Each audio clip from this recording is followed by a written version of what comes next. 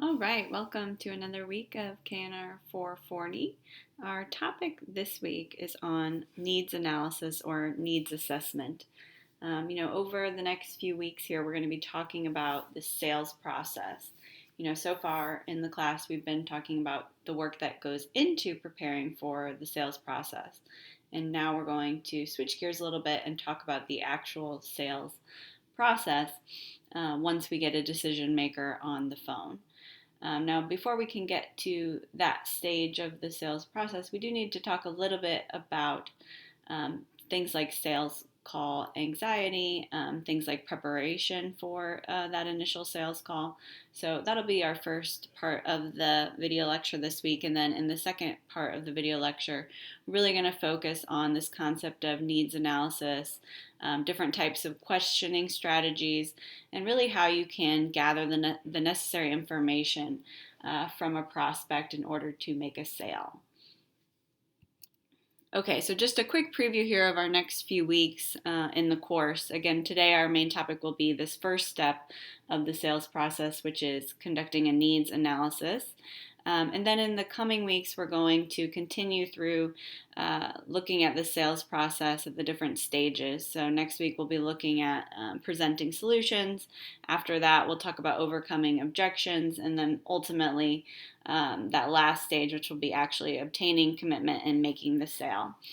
So that's just a little preview of what the next few weeks are going to look like. And they're all going to begin with this slide, right? And thinking about how each stage fits into this sales process. Okay, so real quick, before we get into this concept of needs analysis, I think we need to think about an important question. What is the purpose of an opening call? Is it to make a sale? The answer is no, not necessarily. You can see here, based on this data here, it takes a long time and it takes many different attempts to actually make a sale, right? So only 2% of sales are closed on the first call. So that first call is not really about making a sale. That first call is about gathering information, starting a conversation with the prospect, and then ultimately planting a seed that you hope will, down the road, lead to a sale. So you can see here that 81% of sales close on that fifth or later call. So this process of selling tickets takes a while, and it takes many attempts and many follow-up calls with the prospect in order to close them. So I wanted to show you this data because I think it's important in understanding why this needs assessment or needs analysis stage is so vital.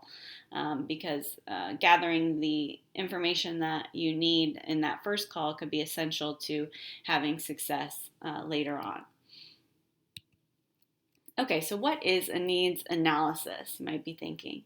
Well, a needs analysis can basically be summed up as asking the right questions, right? So it's this process of asking questions to a prospect so that you can identify some key information.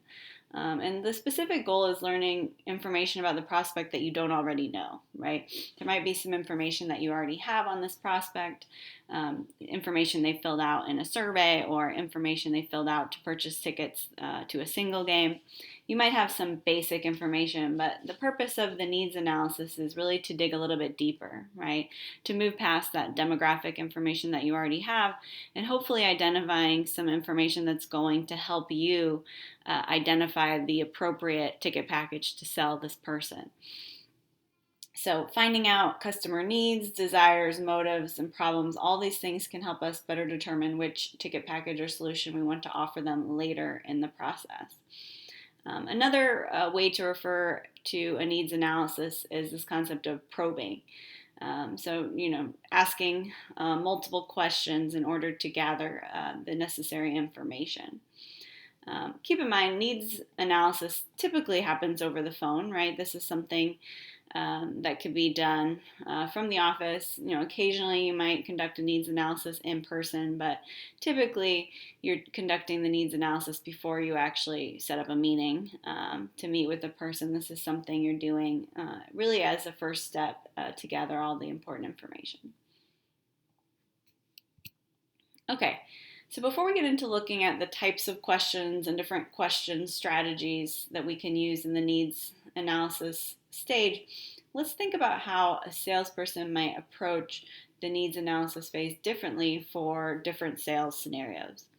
I think a few weeks ago we identified the difference between B2C and B2B sales. Of course, business to customers, B2C, and business to business is B2B. So I think it's important that we kind of take a step back here and consider what is it exactly that we're selling in the business to consumer field versus what we're selling in the business to business field. So think about a minute about what we are actually selling to individual buyers. And you can pause if you want to brainstorm some ideas here. Of course we're selling tickets, right? But if we dig a little bit deeper than that tangible ticket, what is it that we are selling to individual buyers? So take a minute and think about that, brainstorm, and then come back and revisit some of the list here.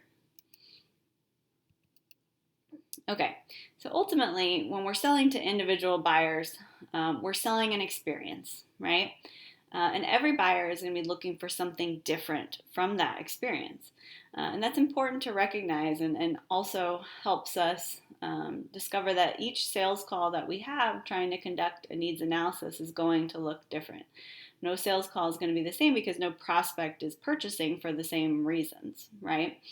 I give you an example list here of some of the different things individual buyers are looking for. And again, every individual is different in terms of what they're seeking. Someone may even be seeking something different at different points in their life, right? For myself, for instance, maybe 10 years ago when I was buying tickets to an individual game, I was looking for that first one, right? Escape, party time with friends. Well, now 34-year-old Liz is probably not looking for that so much anymore, probably buying for family time, right? So my own needs have changed over time. It's important to recognize that every prospect is going to be in a different situation. They're going to be seeking different things from that purchase. Why is this important to recognize? Well, knowing this helps us better prepare a strategy for selling to those individuals. And again, we can't get this information from a survey or a demographic field that they're filling out online. These types of questions have to be answered through that needs analysis process. Okay, so what are we selling to corporations? Again, if we switch gears here and think about the B2B field, which is business to business. And again, it's different, right? It's a different process selling to corporations than it is selling to individuals for a number of reasons. But ultimately, when we're selling to corporations, we're generally selling one of these four things, right? We're either selling hospitality, we're selling client entertainment, we're selling the opportunity to reward employees, or we're selling an opportunity to network, right? So these things are different than what we were selling when we were selling to individuals. Another thing that might be unique to selling to corporations is that we're generally selling premium inventory here, right? So suites, premium seating, club seats, group packages. This generally means bigger sales, more potential commission, and then more hospitality and service required on our end as the sport organization. So we're selling very different things to corporations than individuals. So as we think about this a needs analysis process, I want you to keep in mind that that process might look a little bit different depending on whether or not you're reaching out to an individual prospect or you're reaching out to a corporation. One of your supplementary articles this week that I uploaded is this study about what companies do with the tickets that they purchase. And so I thought that would be a nice supplement to this conversation as we think about needs analysis of a corporation or a company. This was a study done a few years ago to kind of highlight what exactly those companies are doing once they purchase those tickets. So take a look at that. Okay. So as we think about getting ready for this needs analysis process, we have to start thinking about the first call, right? The opening call with that prospect. So it's really a kind of a three-step process here, or objectives for this first call. The first is really just to establish a relationship with that prospect, make some kind of connection.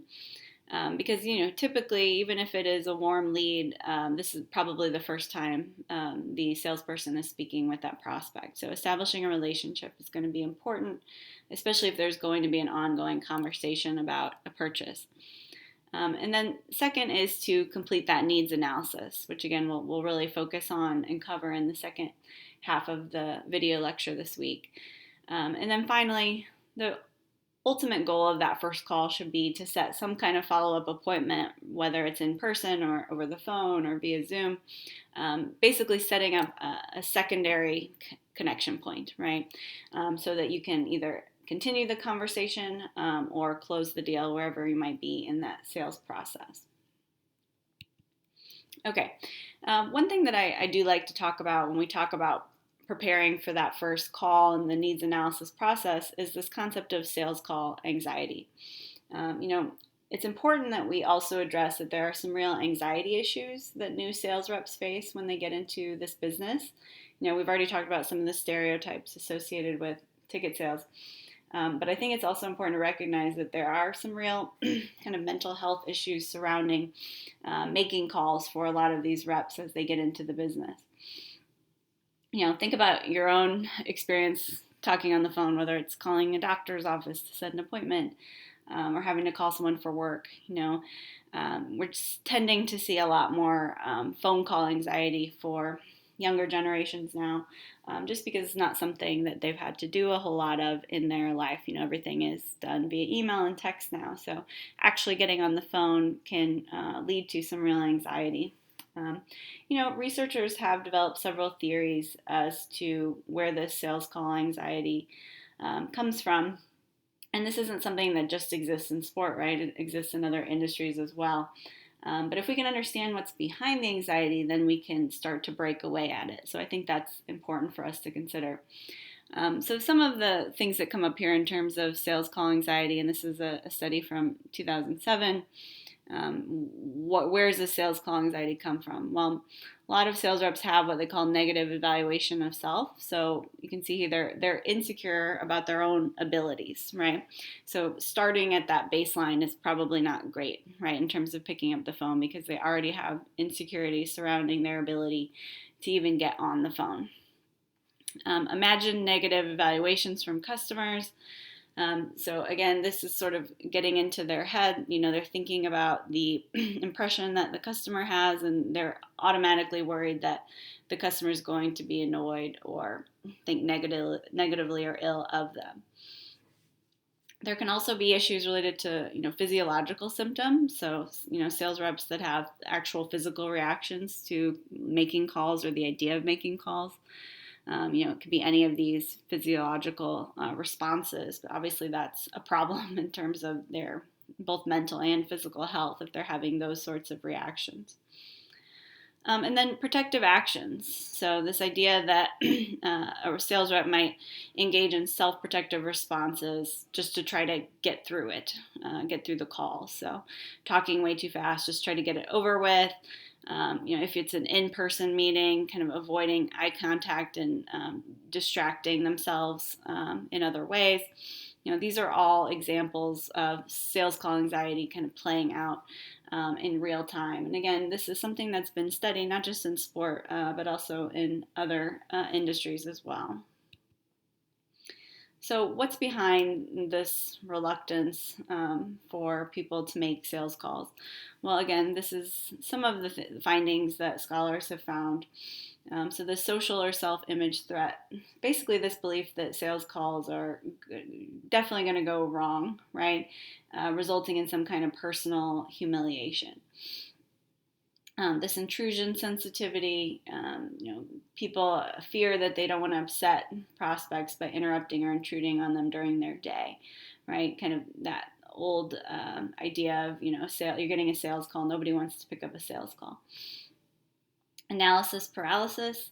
So this is just overanalyzing and over-preparing for sales calls and then becoming too scared to even take action. So just letting the anxiety get the best of you. And then exploitation guilt. So apprehension that family, friends, relatives, basically anyone that you approach will consider those sales approaches as exploitive. resulting in some kind of close prospect being overlooked.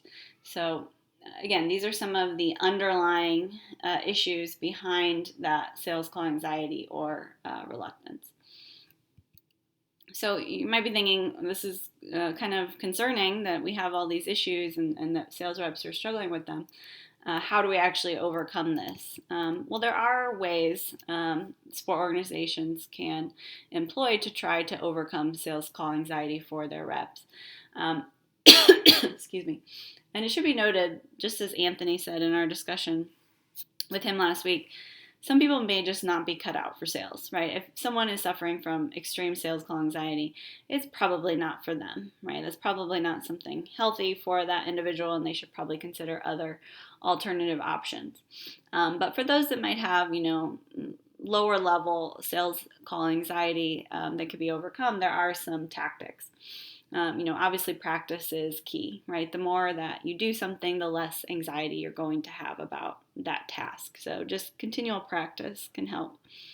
Role play is another great way to overcome sales call anxiety. So a lot of teams will actually have sales reps role play, like with each other, with their peers, or maybe with their direct supervisor, and try to get practice in real time by putting themselves in these role play scenarios. Another great way to overcome sales call anxiety is just simply observing others, right? So seeing peers that might be successful and sort of modeling their behavior can also help. And then one other tactic that teams will use is actually recording calls, right? So having a sales rep make a call, recording it on both lines, and then sitting them down and having them review that call for analysis, giving them feedback, giving them, tips and how they can improve. That could be a great way to overcome this anxiety. And then, acknowledging that these are concerns or fears that they have, having them write those down, and then having a discussion with people that have been doing it for a long time, right? And trying to overcome those fears. These are all great ideas for working on getting over that sales call anxiety. I did share with you in the supplementary articles this week a video from MLS's National Sales Center. So MLS is really cool in that they have this National Sales Center in Minnesota where potential sales reps come and they take a few months of training with the sales center, and then they're ready to actually go sell tickets for any of the MLS teams in the league. And they are known for their innovative practices in helping develop sales reps, and part of that is overcoming this sales call anxiety. So I went ahead and uploaded a video, one of their marketing pieces, but it shows you kind of examples of how they're implementing a lot of this, especially with things like the role play and the practice. They bring in an improv group and have the sales reps do improv. Like, it's a lot of really cool, innovative things, and I think has been really successful in helping those folks overcome this sales call anxiety before they even get into that first job with the team. So make sure you take a look at that. I think it's only like 4 to 5 minutes long. Okay, so we're getting closer to that first call here, but before we actually pick up the phone, there has to be a little bit of pre-call planning, right? So what should be done during this pre-call planning stage? Give you a little bit of a list here, okay? So first and foremost, gather information. Use what you already have in terms of info about the caller, right? Maybe you got the information from a referral, a friend of theirs that gave you information. Maybe this is a past buyer who's purchased a few tickets in past seasons. Basically, gather any information you already have about them, and certainly use the CRM system that the team has, right? And make sure that you've reviewed that information. Prepare for objections, right? One thing that we're going to spend an entire week on later this semester is overcoming objections, and we'll talk about ways in which you can do that. But one thing to think about in the pre-call planning stage is to try to prepare for those objections ahead of time, right? What might be some of the objections you hear from this individual based on the information you know? Plan your open, right? So this is something that depends on the team and the organization, but some organizations might have a prepared script that sales reps have to follow. Others might just provide some kind of outline. Others might not provide any kind of script, right? So it kind of depends on the organization. We're going to talk here in the second half here about how you can actually prep and plan that opening line. And then finally, have tools handy. So when we say have tools handy, what are we talking about? We're not talking about hammer and a screwdriver, right? In this case, we're talking about information on the customer that you have, ticket package pricing information, maybe have the website pulled up, probably the upcoming season schedule, different benefits associated with the various ticket packages. You're probably going to have a calculator handy if you have to run some numbers. So these are the kind of tools we're talking about in regards to that first call. Basically, what pieces of information do you need to have handy in order to have this conversation and have it be an effective discussion? Okay. The opening call. So I'm going to pause it here, and in the second half of the video lecture today, we're going to actually talk about that first call, and we're going to get into detail about that needs analysis process.